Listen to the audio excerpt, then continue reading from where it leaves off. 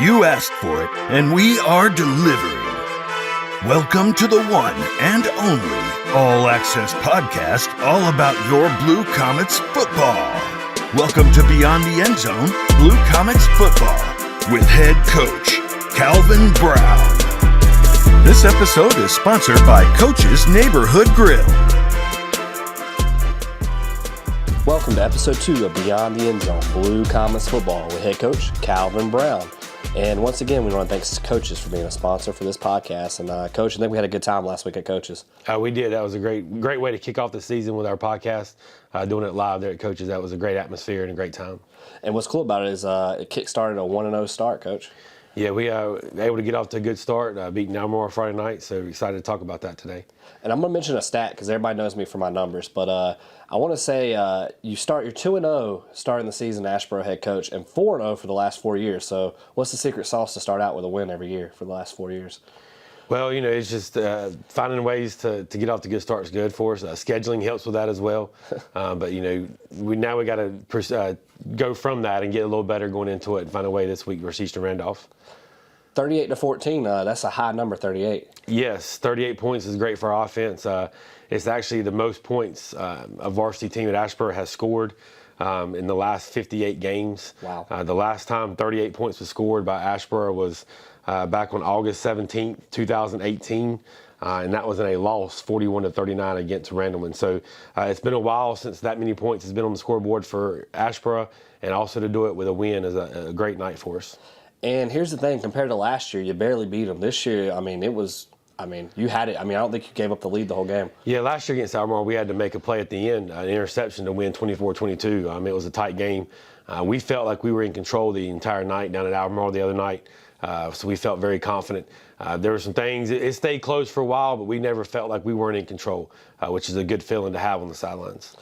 What was the kids' mindset? Because last year, compared to that, when they were down or if a team was coming back a little bit, they would put their heads down. Yeah, anytime something went wrong with us last year, it just kind of snowballed and continued to go.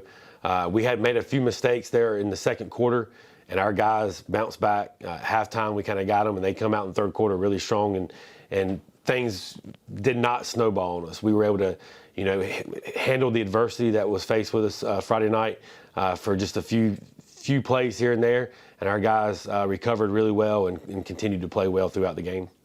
And it's different this year, the vibe, because last year I was at the Providence Grove game when y'all were up by 7, but you had thought you were down by 21.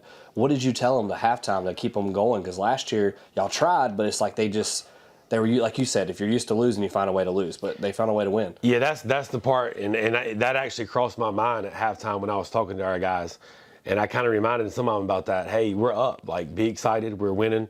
We're up 10 points here at halftime. Let's build off of this, and let's come out in the third quarter and continue to build on it and not let them get close and make it a game. And we did. We jumped on them in the third quarter and was able to kind of put it away.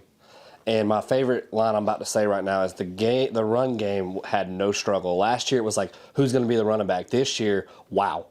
Yeah, we had no running game at all last year. It was a struggle for us. I think last year against Albemarle, we ran for 18 yards. And that was our struggle all year, and that was our emphasis coming into this year, was we got to be able to run the football. It takes a lot of people. It doesn't just take running backs. Our offensive line, which I know we'll talk about, but our offensive line and our running backs all played really, really well Friday night. And for us to be able to run for 315 yards as a team is incredible. And 4 TDs. Yes. To be able to put the ball in the end zone, too. We struggled last year when we got near the goal line, being able to score. And that was not a problem Friday night. Our running backs and linemen were able to get us in there. But being able to have a running game is going to only help our passing game going forward. Well, you didn't feel like you had to force the pass. Because, look at these numbers. You got Quincy Lee, senior, 93 yards, 2 TDs. And then sophomore, I hope y'all are listening to this, sophomore DJ Scott, 226 yards, 2 TDs. What did you say last year? Had a total of how many when you bumped him up yards?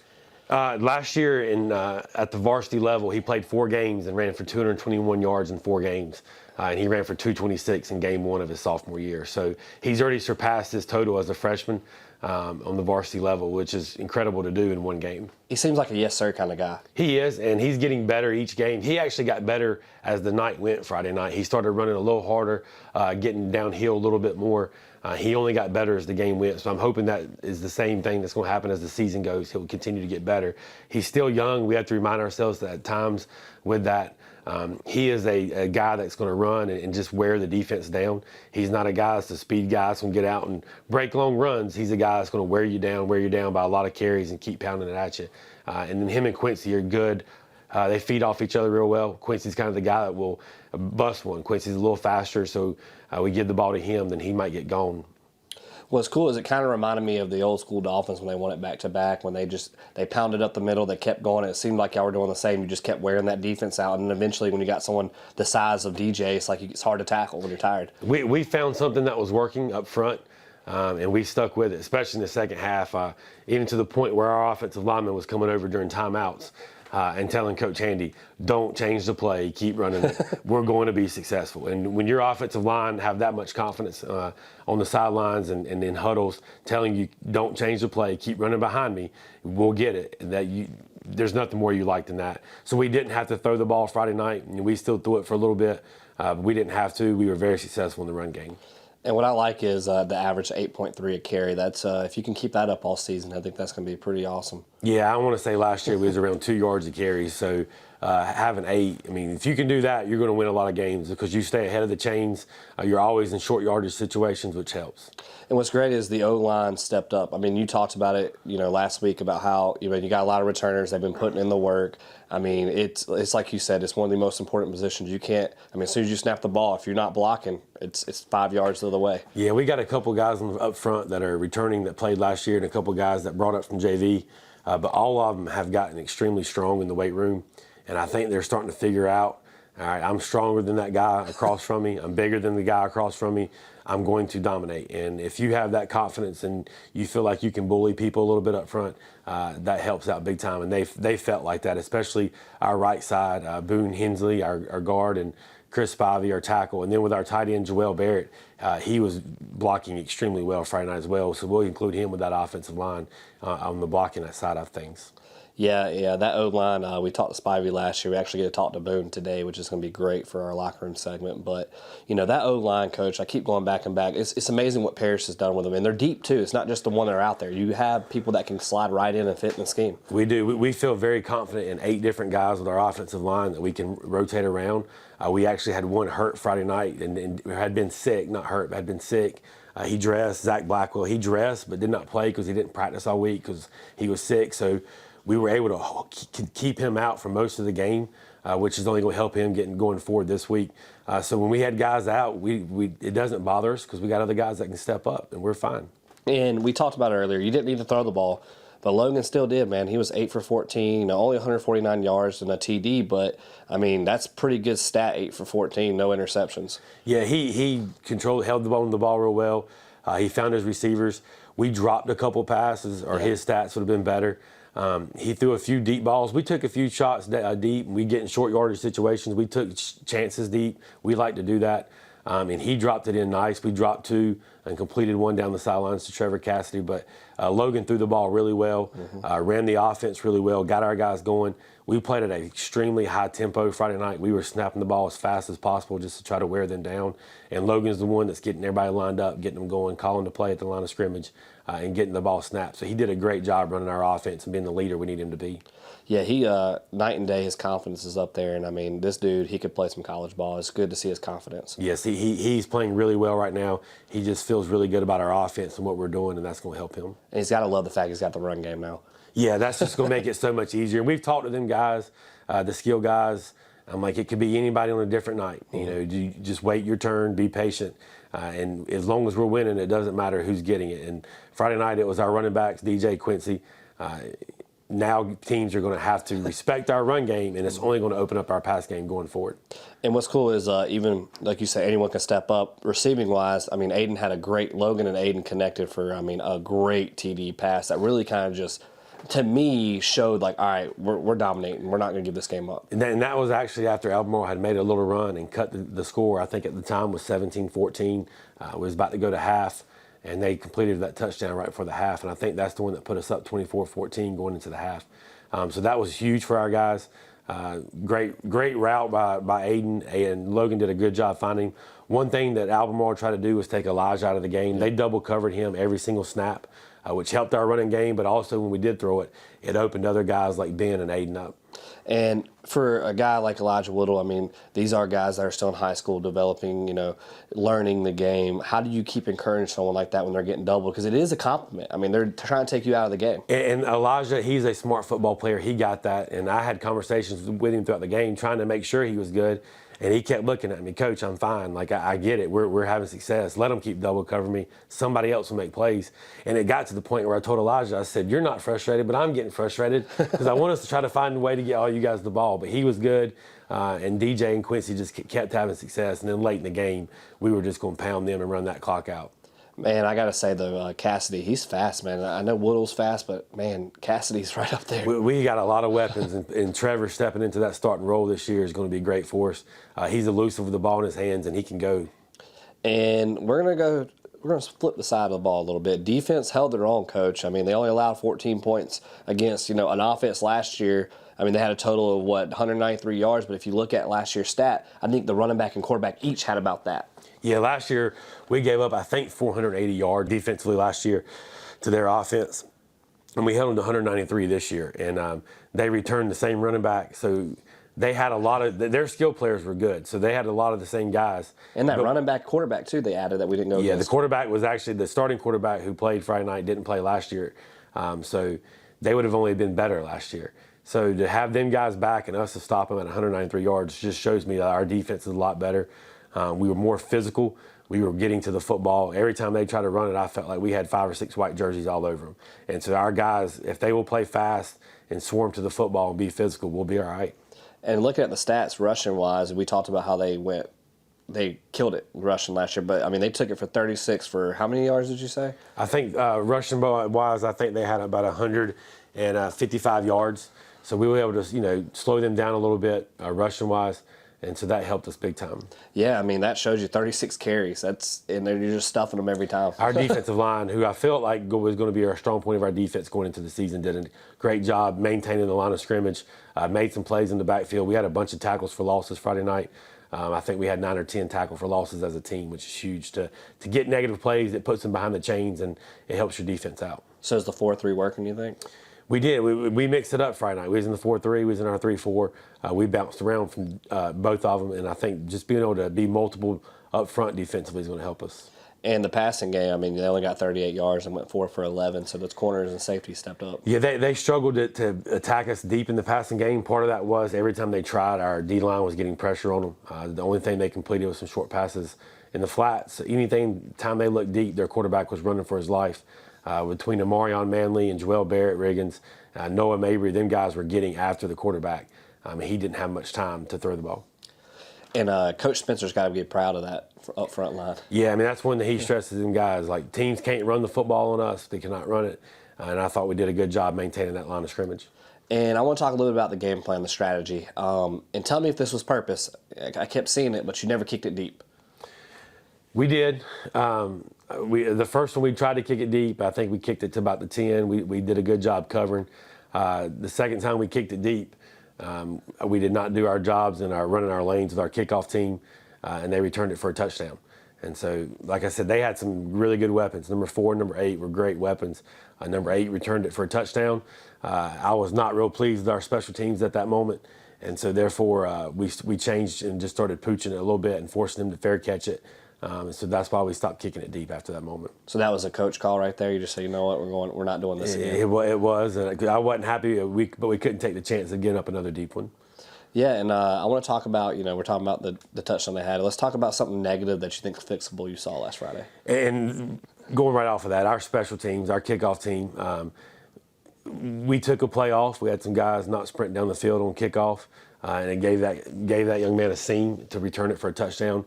If we're going to be good and beat good teams, we got to win all aspects. We've got to be really good on special teams, so we cannot give up touchdowns going forward. So I was not pleased with that. So there were some changes made on our kickoff team going forward to try to fix that. We'll get that fixed. But we got a really good kicker who can kick it down toward the end zone. So we've got to take advantage of his leg, but our kickoff team's got to be able to cover the field and tackle. So we've got to be better there.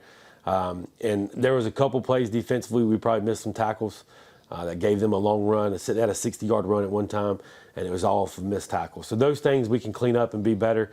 And against good teams like we're going to see going forward, we've got to make sure we clean those things up. And let's talk a little bit about positivity of what you saw last week. Even JV, you can mention JV as well. Just the way our guys handled themselves.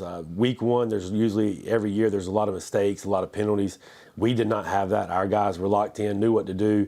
You could tell they were well organized. And then the pace of play that our JV and varsity played with. We wore both teams down, JV and varsity, which helped us. We were in better shape, I felt like. It really showed on Friday night. We were snapping the ball as fast as we possibly could.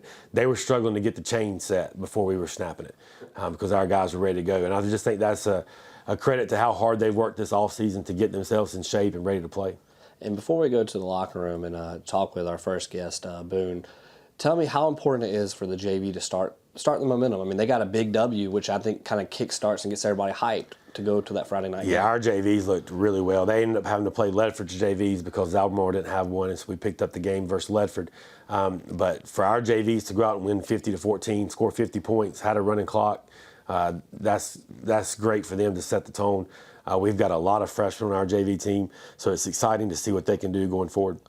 All right, Coach, you told me. So we got DJ Scott and Boone. We're going to go to Boone first. Coach wanted an O-lineman on the show, so we got to put what Coach wants. Our O-linemen, as well as they played, they need a lot of credit after what they did last week. Awesome. Let's go talk to Boone. This next interview of Inside the Blue Comets Locker Room is sponsored by Too Tough Athletic Performance. Too Tough Athletic Performance is working hard to keep all Asheboro and Randolph County's athletes in the game. Too Tough helps athletes perform at their best, all while taking care of their bodies.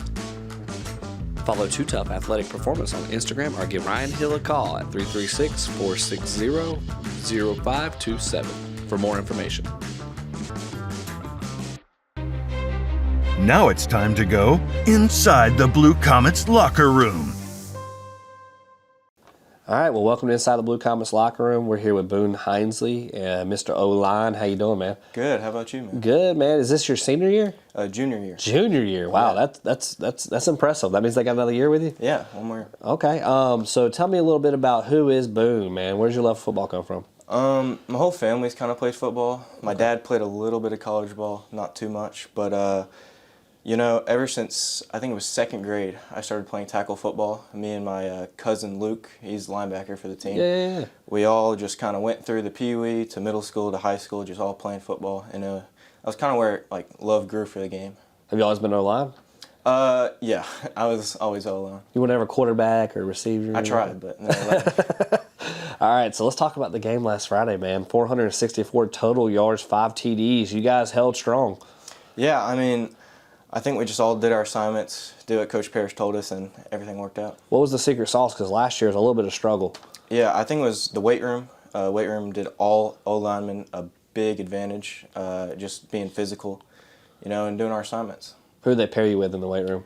Me and Spivey have been together Lord. partners for a long time. Yeah. We had him on there last year on the show, man. Mm-hmm. He said he wants to do a redo. Yeah.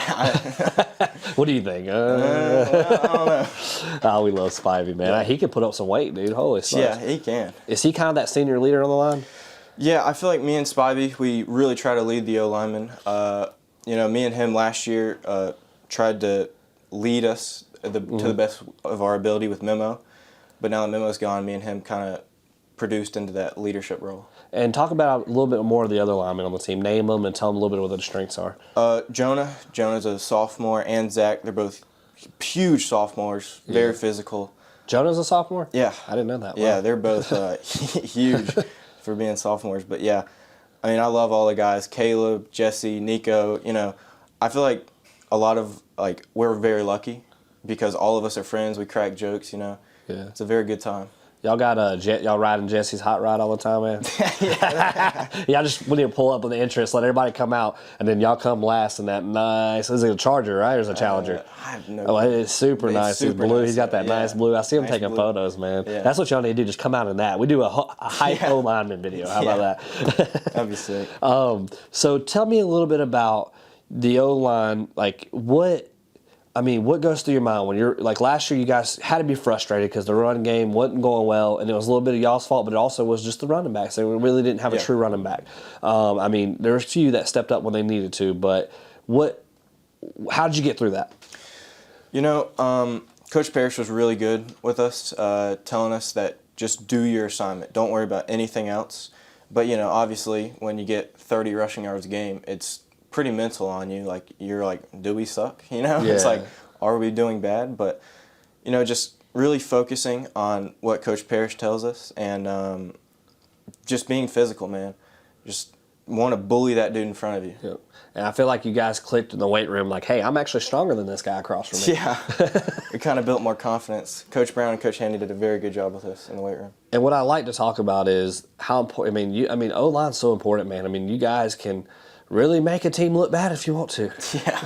One missed block and everyone in the crowd's going crazy. Because what's crazy is it's kind of like I played safety. And safety, I remember you never got the credit, but you took the blame if someone scored a touchdown. You were the first one they blamed. Get them out of there. I feel like it's the same thing for the O-line. You're the first. They don't see the good all the time, but they definitely see the bad. Yeah. So what makes you love that position? You know, just letting our players play. You know, I just think when the team scores, that's my accomplishment. Not seeing the yards or not having all the glory to myself, just winning games. That's what I love. And I'm really competitive about that. And O-lines, it seemed like you got a little family bond going. Yeah, we definitely do. Me, Spivey, and Jonah gotten really close this year. Of course, me and Caleb have been playing ball since little, too. Did it stem from, football? Like, your relationship with these guys now? Yeah, it's from football, but also it's become more than that. Like, we're actually friends, and we hang out all the time. Cause, I mean, that's your brothers. I mean, you're going against. I mean, you guys have to go against that front D line all the time, and it's like you got to look out for each other. Yes, sir. My question is, how much has Parrish helped you guys, Coach Parrish? Parrish has helped us a ton. I mean, I thought I knew a lot about O-line, and I thought I knew how to block, and then Coach Parrish completely flipped it on its head. I apparently knew nothing. Like, I was back to basics, and it kind of retaught me how to play O-line and be a lot more physical. And Coach Parrish, he gets hype, man. I hear him giving y'all speeches. Yeah, hey, that's the one thing that gets me fired up, man. Before the game, hearing Coach Parrish yell at us and Handy, I mean, can't ask for much more.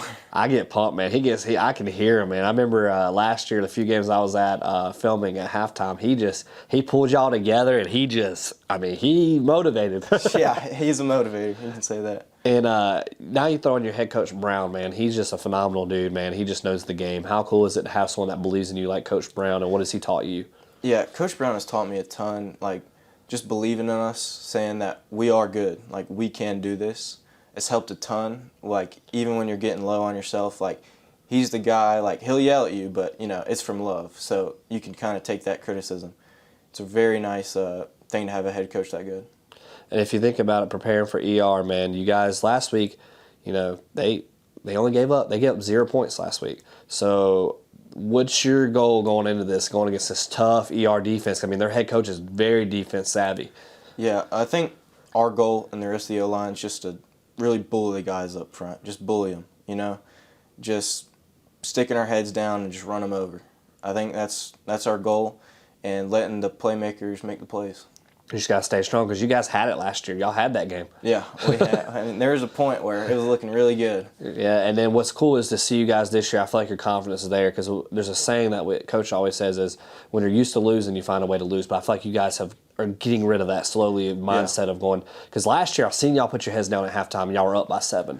Yeah, that PG game, I remember it. I was trying to motivate the guys like, we're up by 7. Everyone had their heads down, and it just didn't turn out the way we wanted it. But how do you get that mindset out? Because I feel like, were y'all trying to go to that mind Friday when they scored and it was starting to get a little close?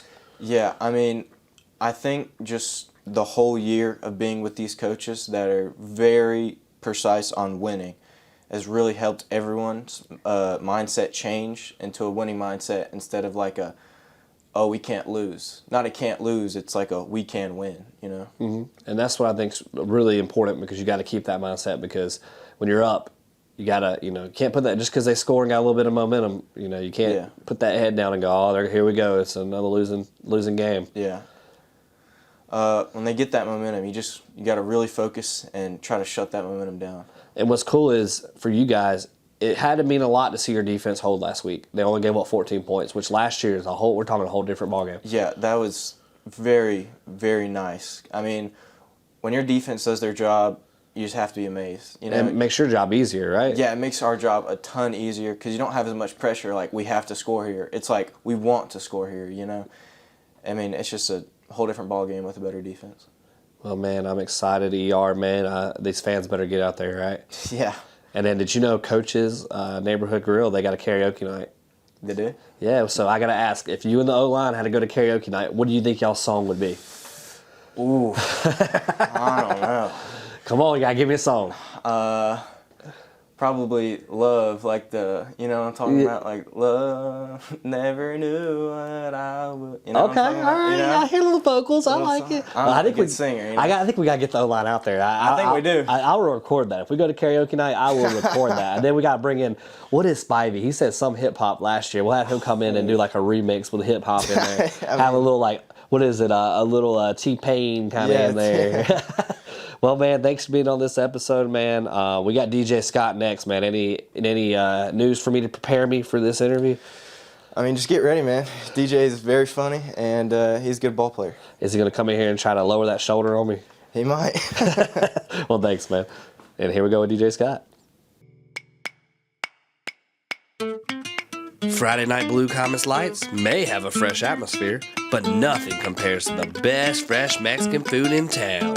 Don Julio's Casino and Cocktails, located at 405 East Dixie Drive in Asheboro, North Carolina. Give them a call at 336-628-4934 and do not miss your chance to be a part of the hype.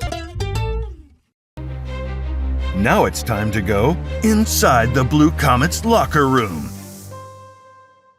All right, well, welcome to Inside the Blue Comets Locker Room with our next interview. It's sponsored by Don Julio's. DJ, you told me earlier you haven't been to Don Julio's yet. No, I haven't, actually. You like Mexican food? Yes, sir. We got to go, man. Got to. We got to, man. Maybe after a W, we'll just stop by, celebrate with some quesadillas or some fajitas. Yeah. And I'm not a guac person. Are you a guac person? No, I'm not, actually. Yeah, let's get some queso. Queso work and salsa? Yeah, I like queso. Yeah. All right, so... Man, I don't want you to lay the hit stick on me, man. Like, goodness gracious, 226 yards, 2 TDs, man. Yeah, you came in here running. I thought you were going to truck me. When did it click last Friday that you're like, man, I got this? It was actually during the halftime when I was talking to one of the stats person that was doing it. He told me I was already at 126 around there. He said I needed like 80 more to get to 200. And so after the halftime, I was just clicked and I just was ready. I mean, dude, 226. I think when you got bumped up, you had a total of 4 games of 221. I mean, yeah. Dang, DJ, like, you 226, that's a standout. And then, not even just that, but 2 TDs, man. What did it feel like when you, first game of the season, putting it in the end zone? I mean, it felt good. I mean, it's just the first game, got a lot more coming ahead. Just really focus on the other games, really. How do you keep that momentum going into the next week? Just really, like, with the team, stay motivated, keep practicing hard and stuff like that. And one thing that's got to be good for you, I mean, when you got bumped up last year, speaking of that, we got Coach Nance walking in here, man. That's one of your other coaches for basketball. Yeah, that is. What you think about Coach Nance since we're on air right now? Awesome. Coach Nance is the guy, right? Yeah. I think you should give us a woo while he's going, woo! There we go. All right, so back to that. But, going into how much of a relief is it that you got someone like Quincy Lee to share the load with so you don't have to do it all? It feels good because actually, like, whenever, say if I get injured or anything like that, we still got another running back that could come in the game and put on yards too, and the O-line could block and stuff like that, and just give them yards, give me yards, everything good. So what's unique about that coming off of that, though, is, I mean, dude, the run game, 4 TDs, man. That's something that didn't happen a lot last year in a game. I think you had 4 TD maybe all year. How many did I? Until you bumped up. You got bumped yeah. up and scored 2 when you Yeah. came. I'm talking about before you got bumped up to varsity. There really wasn't many rushing Yeah, but TDs. just a lot of more yards instead of touchdowns than on JV. You look like you're more of a north to south. In middle school, you're a little bit of east and west, man. Yeah, how did you learn to this? You know what? I'm going to go head on to this contact. I mean, when I was younger, it was a lot of east and west. I don't know what I was doing, but I just had to, like, think about it and actually, like, if I love this sport so much, I got to go north and south. It's the only way. Yeah. I was say that middle school, you had some pretty cool middle school coaches. Yeah. One of them's actually, when they split up, he's at NAMS now, Coach Gary. Yeah, that was my favorite, too. The OG Gary? Yeah. I love me some I Coach like that Gary. one. He helps me with basketball, man. He's a good dude, man. He just coaches everything, don't he? You do. All right, so we're getting a little sidetracked. Let me kick it to next week. ER, man, what's on your mind? They gave up 0 points last week to Eastern Alamance. How do you prepare your mind to go in there going, all right, they're not shutting me down? I feel like if the O-line just keep doing what they was doing last week, then we got a chance. And even if they do stop me on the run game, it's cool because we got Elijah Woodle on the outside. Yep. We got Aiden Robertson. We got all the other playmakers on the team. It's not just me, it's the whole team. So if the whole team do their job, then we can win the game. And that's what's cool because they try to double Elijah, which opened the run game for you. Yes. Which I think is unique because Aiden had a touchdown receiving. They were trying to worry about you guys up front, and then that's when they let up that deep pass to Aiden for that TD. Yes. What is it like to have guys like Aiden and Logan, and you talk the O-line? I know y'all have like a bond. Yeah, we got a tight bond. Everybody is close. Everybody like each other. There ain't no problem. D-line doing great. Defense doing great in general. As long as defense keep getting stops and offense keep scoring, everything will be okay. And that's a true running back statement, DJ. I feel like this might not be your first time on an interview, is it? No, it's my first. This is your first time? It's my first. Man, I'm sure it's the first of many, man, especially being a sophomore, man. Only a sophomore. Everybody listening, this guy right here is a sophomore. And how tall are you? I'm 6'1". 6'1". What's the weight? I haven't weighed myself in a long time, so I'd probably say like 190. 190. I feel like you pushing 200 with the muscle, man, and weightlifting. I've seen you in the weight room, man. You putting up some weight, man. Yeah, really my legs, getting back with my arms. Arms are going to get there. That's important, man, especially Coach Nancy don't get mad if you get too bulky on them arms with that shot for basketball, right? Nah, he want me in the post. I got post. Gotta do post moves. Which is crazy because, I mean, you as a freshman, you got bumped up to varsity, DJ, and then you played basketball year-round varsity. I mean, what does that mean? I mean, that's a statement, man. Not many freshmen can do that. Yeah, not a lot can do that. I feel like I just like, no, I wouldn't say I'm like the best to do it, but like I'll probably be like, I'm just a well-rounded person that could just do a lot and do a lot of things that other people can do. And as we wrap up, man, I just want to say something, man. How much do you love football? I love the game a lot. I've been playing it since I was 5 years old. So, and running back too. I just love the position. I just love everything about it. Have you always been running back? Yes, I have. Okay, and I have to say, you're pretty good at basketball too. I'm glad I took over NAMS basketball a year after you decided to go to high school because I don't know if I'd want to match up against you, man. I had to deal with Ryan and he was enough, so I'm glad he didn't have you as another weapon. Oh no, middle school me was crazy. I was traveling a lot. I was traveling. I was missing my free throws. I ain't had no jumper. Okay. Until I came here and Coach Nance fixed me up. Nance is the man. He's been around a while, man. What's funny is I'm going to challenge you to one-on-one in basketball because I do not want to try to tackle you. I do not want to challenge you to that. So I'm going to take my chances on the court, even though I'll probably get beat. We can do that. I'll take that over getting trucked by you because I don't know if I could tackle you. And I know how to tackle, but I don't know if I want that pain trucking me. And I don't want to be on your highlight reel for colleges. Well, man, thanks for joining us on Inside the Blue Comets Locker Room. Sir. These fans better come out Friday, right? ER? Yes, sir. You going to put up some numbers for them? Yeah, I'm gonna try to put up another 200 if I get the chance. Okay. Man, it's we didn't see you last week at Coaches, man. Next time we do it there, you got to make sure you come out and hang out. I think we should have you on there because you did a pretty good job for that first interview. Yeah. It's great to watch you, man, grow from that freshman year, and I think that people don't realize, man, the talent you have, and I honestly think that we're gonna be seeing you play on Saturdays one day. I hope so. I guess Thursdays too, right? Because some of them they play on Thursdays. Like Carolina this Thursday, go Heels. Yeah, who doesn't love the Hills? I know. Well, Nancy booed me at coaches last week when I said it, and Dr. Moody's a state guy too. So Yeah, they is. well, man, thanks for being here, dude, and best of luck. Yes, sir. Thank you. Are you a business wanting to support Beyond the End Zone Blue Comets football podcast? Don't miss your chance to be a sponsor for this all-access podcast on your Asheboro Blue Comets. Contact us at sportsintheborough22@gmail.com and learn about your sponsorship opportunities. Again, that is sportsintheborough22, all one word, @gmail.com. Contact us today. Well, we want to thank Don Julios for being a sponsor of one of the interviews for the Inside the Blue Comets locker room. Coach, two great guys, DJ and Boone, man. That's pretty awesome to get them in there. They're very well spoken. Just good. Seem like just, yes, sir, good guys. They are, DJ being a sophomore, Boone just a junior.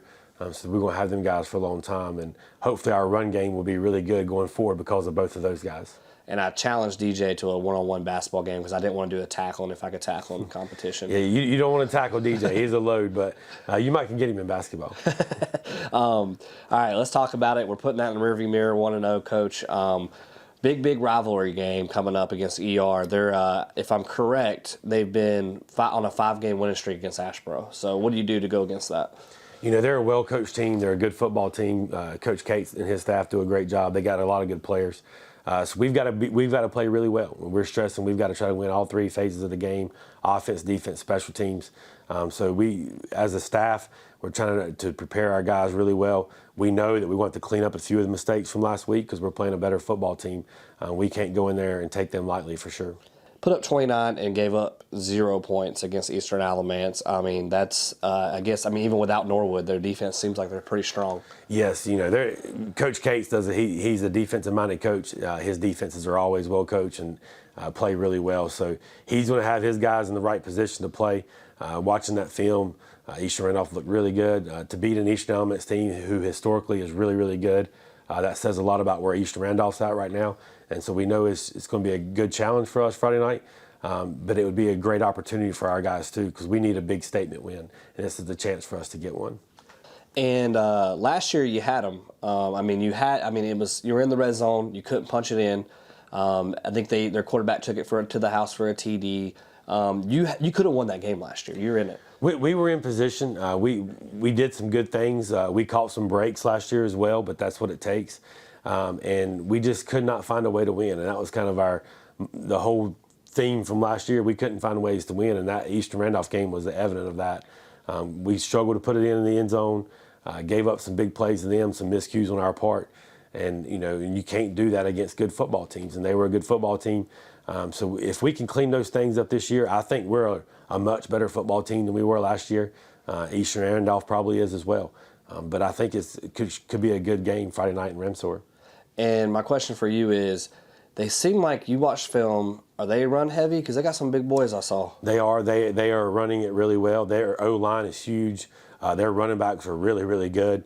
They run downhill, they run hard, and they run physical. So our defense is going to have to do a good job stopping the run. And at the same time, they have a young quarterback. He's a sophomore, but he's good. And they've got some weapons on the perimeter as well. So you got to stop the run. If you do, I'm sure that they've got things that they can do to attack us in the passing game as well. But we do have to stop the run. That is our main priority right now, is slowing their run game down, because them guys run it really hard. And you was talking about the run game, but the passing game, have you watching this quarterback? What is he, a dual threat? I haven't really got to see too much film. He is not a run first guy. He is a great athlete, so I'm sure he'll take off running if he needs to. Yeah. I did not see that really in the film against Eastern Alamance, but I know he's a great athlete, so if he needs to take off running, he's not going to hesitate. And who's this big Juju everybody talks about? Juju, we feel like as a coaching staff, Juju's been there forever. We coached against him when we was at Providence Grove, and he had a huge impact as a freshman on their varsity team. That's why we feel like he's been there forever playing for Eastern Randolph. He's a great young man, too. I've had the pleasure of talking to him a few times at different things around the county. Great young man, great athlete. So he's going to be an impact player for them as well. And as you go into this game, any injuries? Everybody okay? Right now, Luke Hughes, our inside linebacker, is banged up a little bit. We're not sure of his status. He's a day-to-day type of guy right now, so we're not sure of his status for Friday night. Other than that, we're good to go. Luke is a big part of what we do defensively in the middle, but we have an attitude around here that if something happens, it's next man up. So we're not going to let it bother us. I hate it for Luke because I know he wants to play in this game, and we're just not sure where he's at right now. But if he can't go, then it's next man up, and we're good to go. And who's his backup? We've made some movements this week and some changes to get the different guys in certain positions to help us out. And if Luke can't go, we'll move Cole into that position, Cole Trogdon, and make some changes in our secondary if we need to do that. Nice. And as we wrap up, this past week, the other day actually, the middle schools had a little scrimmage since they didn't get to play each other this year. Yeah, I hated that the middle school schedule fell where NAMS and SAMS couldn't play each other. That's a big game for our community every year. But since they couldn't do that, both schools agreed to have a little scrimmage, just so they can see each other. Play at Ashburn High School in Lee J. Stone Stadium, which I think is great for them kids just to get used to being in Lee J. Stone Stadium. It's a great atmosphere. So to have both of them teams play, that was great. Great young players out there, and our future's bright at Ashburn High School. It really is because DJ's still in the room, and I remember it was combined when he played, and they had a pretty good year. Yes, I'm excited they've got it separate now. We got more guys playing. I know when they were, during COVID and stuff, they kind of put them together, and it stayed that way for a few years. So I'm glad they're separate. We got 2 teams going now. Nice. Well, be there Friday night. Anything to tell the community? What, 7:30 kickoff? Yeah, 7:30. Let's try to pack up the visiting stands in Remsor. It's a short trip. Let's try to get a whole bunch of people there and have a good crowd for this one. Yeah, and while you're there, just hit on by coaches or even Don Julio's. You can go to either one on the way. That's right. Get a good pregame meal in. Well, we just want to thank everybody, and thank once again coaches for sponsoring this episode. And make sure you like and follow us on Amazon Music, Spotify, and YouTube, along with following Ashboro Football on Instagram, right, Coach, and Facebook. That's right. Awesome. Well, thanks again, Coach, and I guess we'll see everybody Friday night. That's right. Thank you for having us and for this episode number 2. This episode was sponsored by Coach's Neighborhood Grill. Make sure you go by and support them for their support of Blue Comets football. I want to thank another sponsor that helped make this happen, and that is SportsTone.net. Find scores, schedules, standings, and other information about Randolph County sports at SportsTone.net.